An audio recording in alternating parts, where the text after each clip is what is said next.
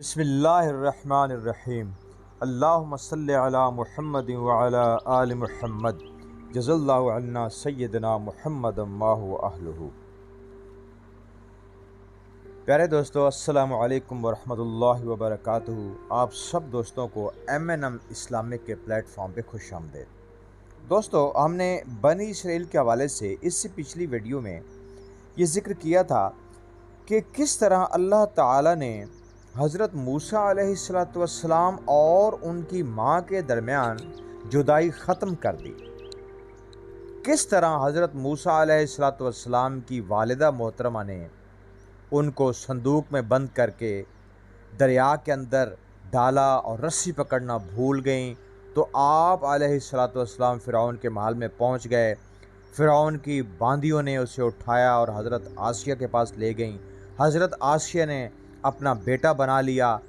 اور کس طرح فرعون کے سامنے درخواست کی کہ اسے ہمارے پاس ہی پلنے دیا جائے۔ یہ سارا ذکر ہم پچھلی ویڈیوز میں کر چکے ہیں۔ اگر آپ ان پچھلی ویڈیوز کو سننا چاہیں گے تو میں ڈسکرپشن میں لنک دے دوں گا، ان کے اندر آپ پچھلی ڈیٹیلز کو بھی دیکھ سکتے ہیں۔ دوستو، آج کی ہماری گفتگو آگے بڑھانے سے پہلے آپ سے درخواست کروں گا کہ M&M اسلامک کے پلیٹ فارم پہ آپ آ ہی چکے ہیں تو آپ اس کو سبسکرائب بھی کر دیجئے، خالصتاً نیکی کی نیت سے۔ یقین جانیے، نیکی کی نیت سے مراد یہ ہے کہ جب بھی کوئی یہ انفارمیشن آپ آگے پہنچاتے ہیں یا آپ خالصتاً نیکی کی نیت سے کوئی بھی کام کرتے ہیں تو وہ نیکی آپ کے نام اعمال کے اندر درج کر دی جاتی ہے، کسی اور کو اس کے اوپر عمل کرنے کی توفیق ہو یا نہ ہو۔ تو آج ہم یہ ذکر کریں گے کہ حضرت موسیٰ علیہ السلام پر خدائی انعامات و احسانات کا سلسلہ کیسے شروع ہوا۔ یہ سلسلہ تو اسی دن شروع ہو گیا تھا جس دن حضرت موسیٰ علیہ السلام فرعون کے محل کے اندر پرورش پانا شروع ہوئے، اور وہ تو ان کی اپنی والدہ کی منشا اور مرضی تھی کہ وہ واپس ان کو اپنے گھر لے گئیں اور وہیں پر ہی پرورش آپ کی ہوتی رہی، لیکن اس کے ساتھ ساتھ جو ہے وہ حضرت آسیہ کی طرف سے تحائف کا سلسلہ وہ جاری رہا۔ اب حضرت موسیٰ علیہ السلام پر خدا تعالیٰ کے انعامات و احسانات کا ذکر اس رات اللہ تعالیٰ نے موسیٰ علیہ السلام سے کیا جس رات حضرت موسیٰ علیہ السلام اللہ تعالیٰ سے ہم کلام ہوئے۔ اللہ تعالیٰ نے سورہ طٰہٰ کے اندر ارشاد فرمایا ہے، ہم تو اور دفعہ بھی تم پر احسان کر چکے ہیں جبکہ ہم نے تمہاری ماں کو وہ بات الہام سے بتلائی جو الہام سے بتلانے کے قابل تھی، یہ کہ موسیٰ کو ایک صندوق میں رکھو، پھر ان کو دریا میں ڈال دو،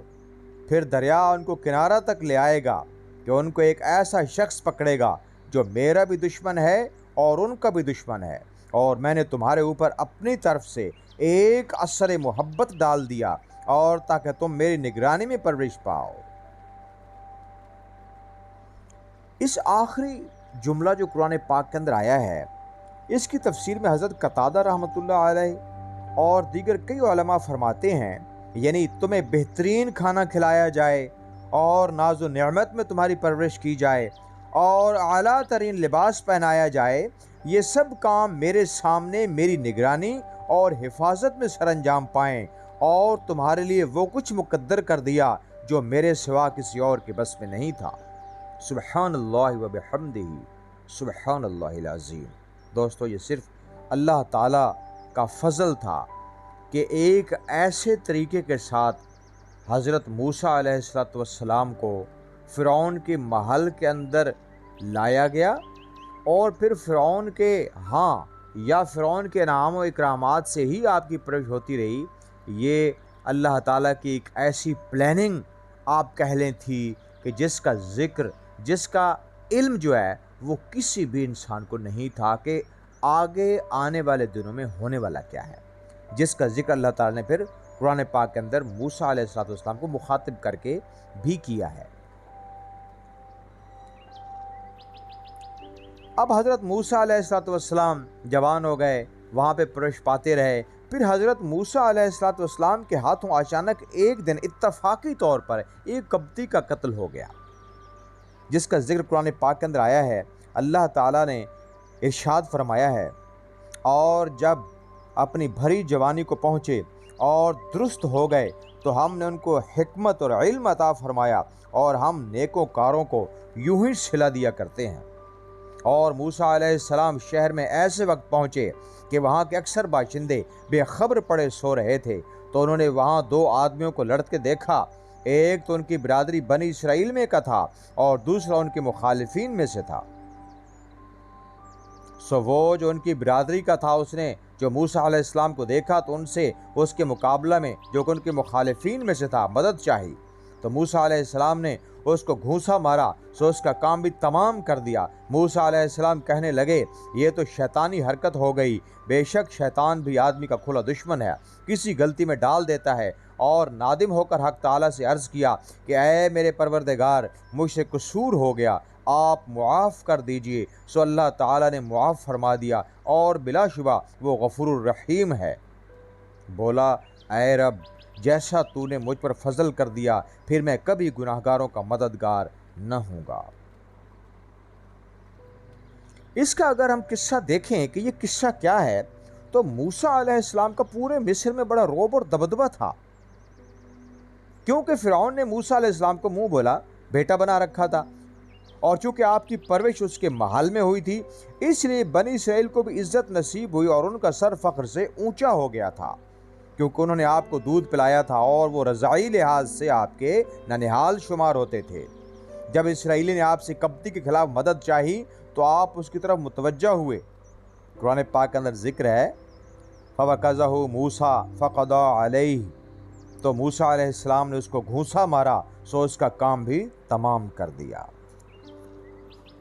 یہاں پر یہ خبر جو ہے، جب فرعون کو اس کے محل میں دی گئی کہ کل قتل ہونے والے آدمی کے قاتل موسیٰ ہی ہیں، تو فرعون نے آپ کو بلا بھیجا، لیکن آپ کا ایک خیرخواہ فرعون کے آدمیوں سے پہلے ایک قریبی راستہ سے حضرت موسیٰ کے پاس پہنچ گیا تاکہ وہ کہیں آپ کو گرفتار نہ کر لیں، اور کہنے لگا، یا موسیٰ ان الملا یأتمرون بک لیقتلوک فاخرج انی لک من الناصحین۔ اے موسیٰ، تجھے سرداروں نے قتل کرنے کا مشورہ کیا ہے، لہٰذا آپ شہر سے نکل جائیں، میں آپ کی بھلائی کرتے ہوئے آپ کو یہ بات بتا رہا ہوں۔ یہ مشورہ سن کر موسیٰ علیہ السلام وہاں سے خوف اور وحشت کے عالم میں مدین کی طرف نکل گئے۔ دوستو، آج کی ویڈیو یہیں تک۔ نیکسٹ ایپیسوڈ کے اندر ہم ذکر کریں گے کہ مدین کے اندر جا کر حضرت موسیٰ علیہ السلام کو کن حالات کا سامنا کرنا پڑا، اور وہاں پھر آگے جو ہے وہ آپ کی زندگی کیسے گزرنے لگی۔ دوستو، یہاں پر پھر آپ کو یاد کرواتا چلوں کہ MNM اسلامک کے پلیٹ فارم پر آ کر آپ نے یہ ویڈیو سنی ہے، اور یہ سننے کا سلسلہ آپ جاری رکھیے۔ اس کے لیے ضروری ہے کہ آپ سبسکرائب کر دیں، بیل آئیکن کو بھی پریس کر دیں، لائک اور شیئر بھی کیا کریں۔ یہ جو اسلامک چینلز ہوتے ہیں، یہ باقی چینل سے بہت حد تک ڈیفرنٹ ہوتے ہیں کہ ان کے اندر جو ہے ایک ثواب کا سلسلہ بولنے والے کو بھی، اور سننے والے کو بھی، اور شیئر کرنے والے کو بھی مل رہا ہوتا ہے، جو ایک صدقہ جاریہ ہوتا ہے۔ دوستو، خوش رہیے۔ اللہ تعالیٰ آپ تمام کے جائز حاجات، خواہشات کو پورا فرمائے۔ اللہ تعالیٰ آپ کو اپنے حفظ و امان میں رکھے اور خوشیاں دیکھنا نصیب کرے۔ اللہم صلی علی محمد وعلی آل محمد، والسلام، اللہ حافظ۔